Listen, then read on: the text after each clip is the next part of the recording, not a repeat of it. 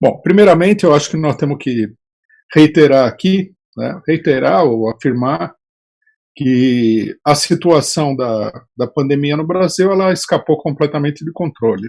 Né? Nós estamos com mais de 20 mil mortos, nós estamos com uma escala de mortes diárias acima de 1.000 pessoas, e o Brasil rapidamente vai se transformando no centro da epidemia.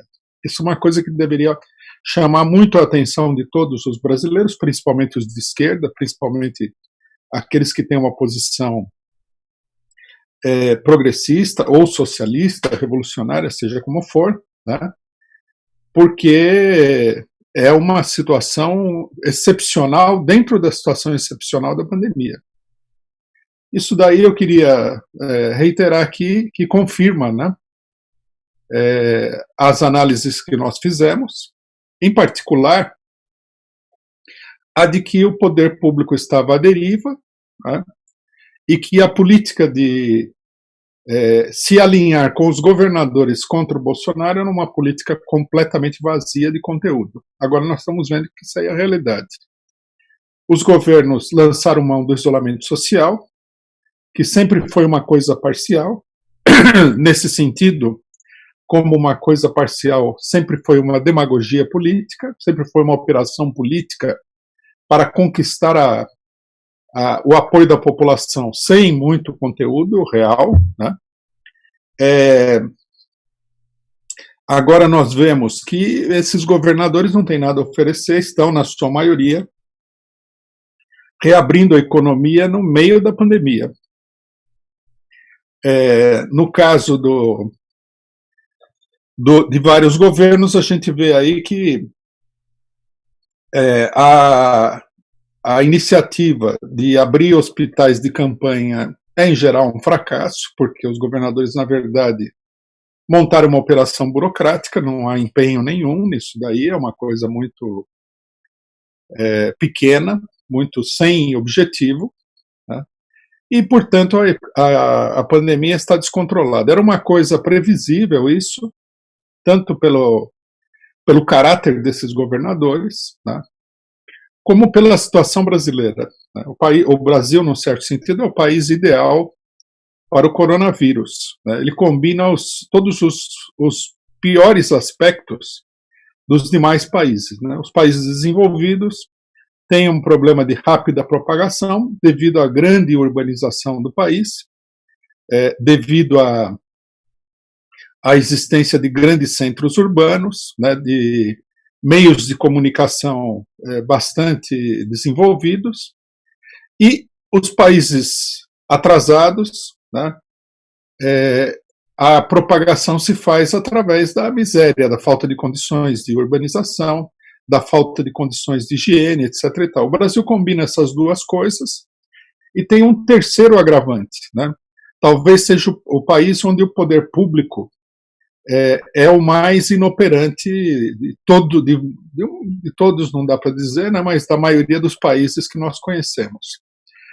O retrato que fica da situação do coronavírus é de uma impotência total do Estado Nacional. Finalmente, o Estado ele serve para reprimir a população, cobrar taxas absurdas, né, e só. Até as obras de manutenção, as obras de prevenção de saúde pública não são feitas. Nós vemos aí em vários países, inclusive países capitalistas atrasados, que o poder público, né, lança aí um plano de desinfecção das ruas, etc. E tal. No Brasil não se vê absolutamente nada disso. Nada, de nada, de nada, de nada.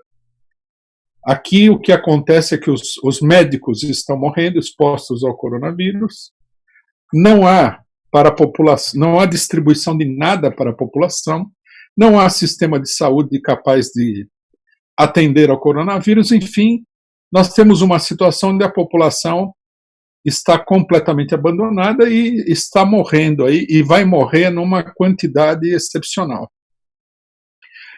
O remédio para isso é muito claro, que nós apontamos desde o início da pandemia. Ao invés, né, dessa coisa estúpida de simplesmente falar fique em casa, né, sabendo que a maioria da população não tem condições de cumprir esse requisito, seria necessário que a esquerda, os sindicatos, as organizações populares, lançassem aí um plano sério de oposição para enfrentar a crise do coronavírus. Vamos esperar, apesar de que a nossa esperança ela é muito pequena, que com a guinada na questão do Bolsonaro, né, do fora Bolsonaro, a esquerda seja capaz de se desvencilhar desses elementos burgueses, da ideia da frente ampla, e se lance aí numa campanha séria para combater o vírus, com reivindicações, com mobilização popular, etc. e tal. Eu acho que apresenta-se uma nova oportunidade.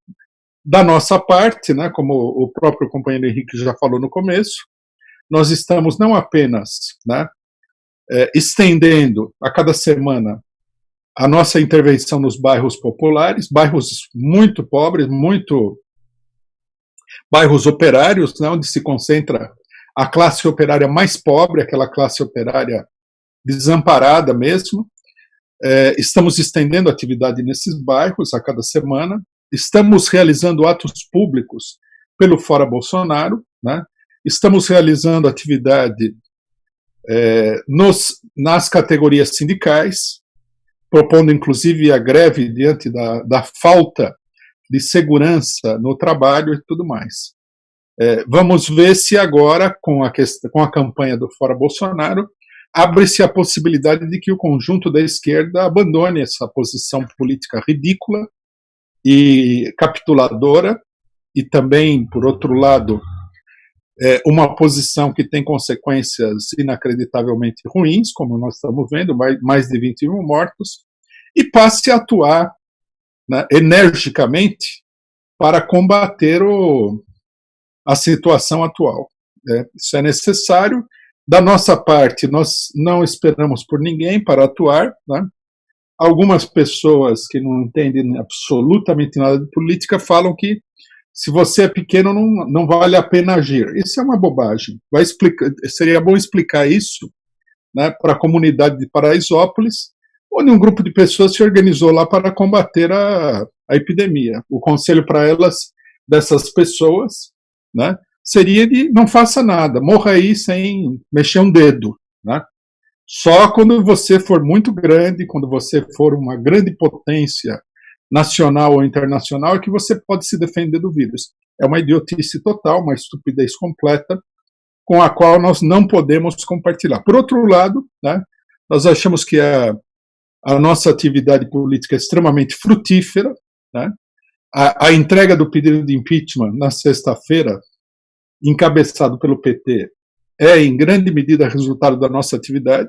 Nós temos feito campanha pelo Fora Bolsonaro já há coisa de 1 ano e meio, né? Espalhando a ideia do Fora Bolsonaro, criando as condições, fazendo propaganda, convencendo as pessoas, né? Exercendo uma pressão sobre a esquerda, e eu acho que finalmente essa política ela frutificou nisso daí. Logicamente que agora abre-se uma nova etapa de luta, porque a situação política é assim, as conquistas não são conquistas sobre as quais você pode se deitar e dormir, né?